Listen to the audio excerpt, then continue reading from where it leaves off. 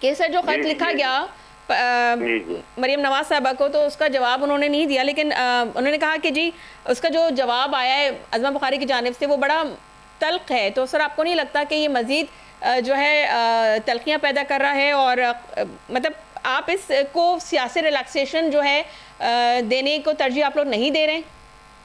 यही मेरी गुजारिश सुने। ये खत तो उन्होंने लिख दिया, अज़मा बुखारी साहब ने भी जवाब दे दिया। उन्होंने क्या गलत दिया है? अभी तक वफाकी गवर्नमेंट से मुल्क के साथ, मुल्क के किसी फेवर में कौन सी हमारी ये खैबर पख्तूनख्वा की हुकूमत जो PTI की ये चल रही है, किसी एक पॉइंट पे बता दें।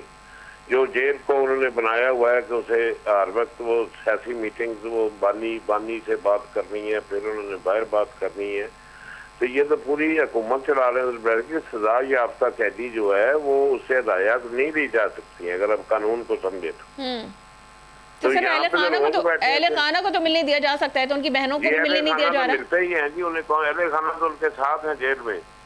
तो नहीं सर, उनकी बहनों की बात हो रही है, उनकी हमशीरा की बात हो रही है जी। उन्हें जरूर मिलना चाहिए, उन्हें मौका भी दिया जाता है।